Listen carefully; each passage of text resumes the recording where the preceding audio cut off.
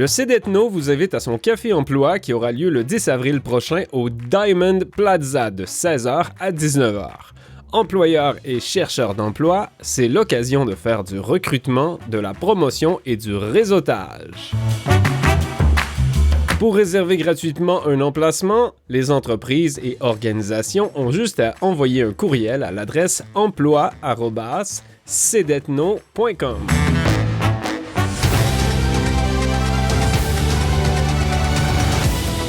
Du 10 au 16 mars, les Jeux d'hiver de l'Arctique ont lieu dans la vallée de Matanuska-Susitna en Alaska. 2000 athlètes âgés de 11 à 18 ans et plus s'affrontent dans une vingtaine de sports. Voici la couverture des Jeux d'hiver de l'Arctique 2024 par Média Ténois.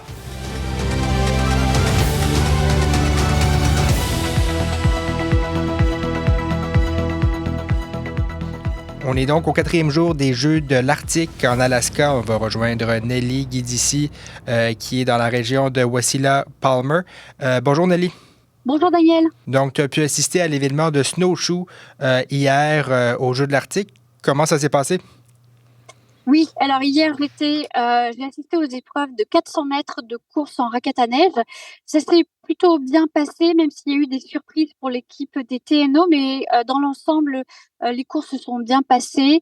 La météo a coopéré, il faisait soleil avec un peu de vent et il y avait beaucoup d'ambiance parmi le public. Donc, dans la matinée, ce sont les courses de 400 mètres pour les équipes masculines et féminines des athlètes qui ont moins de 15 ans. Et dans l'après-midi, c'était les courses de 100 mètres et des relais qui se sont poursuivis. En fait, les athlètes de cette équipe-là ont couru en gros toute la journée. Les courses se sont passées sur le stade extérieur de la Middle School de Palmer. Donc là, bien évidemment, il y avait de la neige, mais ils ont passé toute la journée à compétitionner dans cette épreuve-là dans la ville de Palmer. Et donc, j'ai pu comprendre qu'il s'est passé quelque chose avec un athlète des TNO durant l'épreuve. Peux-tu nous en dire plus là-dessus? Oui, alors c'était durant l'épreuve de 400 mètres. C'est un athlète masculin qui, dans la dernière ligne droite, a perdu sa raquette. Donc c'est quelque chose de très très rare. Son entraîneur qui courait à côté lui a crié de continuer. L'athlète a tenté de remettre sa raquette très rapidement et de finir la course avec les 2 raquettes au pied. Donc immédiatement après la course, j'en ai discuté avec Jonathan Amos, qui est l'entraîneur de la course en raquette et qui m'a expliqué en fait ce qui s'est passé, c'est que les conditions de neige et les conditions météo sont très différentes en Alaska par rapport au territoire du Nord-Ouest. Ici, la neige est humide et la lanière qui attache le pied à la raquette était humide, était mouillée en fait. Et au fur et à mesure où l'athlète faisait sa course, la lanière s'est détachée progressivement jusqu'à se défaire complètement alors que l'athlète n'avait pas fini sa course. Et Jonathan Amos m'a expliqué que le fait de perdre une raquette pendant une course, ça n'était jamais arrivé pendant les entraînements, en tout cas dans les territoires du Nord-Ouest, parce que la neige est beaucoup plus sèche.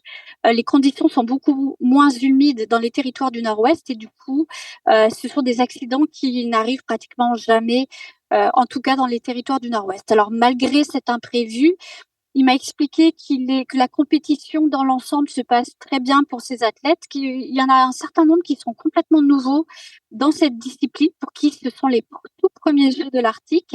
Et il m'a expliqué qu'il était évidemment très fier de l'ensemble de ces athlètes. So the competition for the team, it's going pretty good. They're loving the environment. They're loving the weather that we came down to here in Alaska. We already got one athlete that's going home with a bronze medal from the 2.5K run that we had on Monday.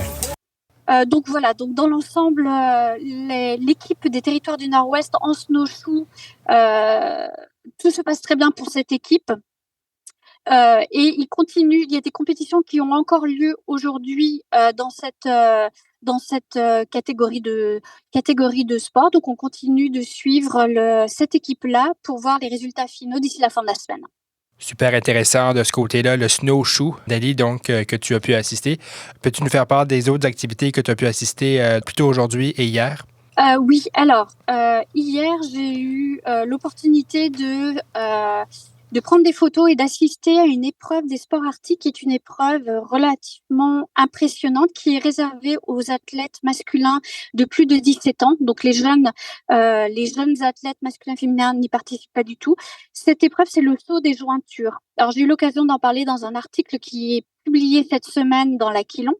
Le saut des jointures, pour cette épreuve, en fait, l'athlète doit se tenir sur ses poings dans une position qui ressemblerait un peu à une position de yoga. Son corps doit être parallèle au sol. Il se tient les bras tendus sur ses poings, les pointes touchent le sol et il doit se déplacer le plus loin possible en sautant avec les poings sur le sol.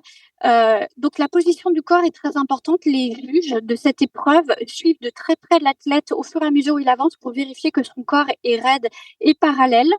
Et en général, il y a quelques blessures qui peuvent survenir parce que les poings tapent directement sur le sol. Donc j'ai pu voir quelques athlètes qui mettaient des pansements ou de leurs poings dans la glace.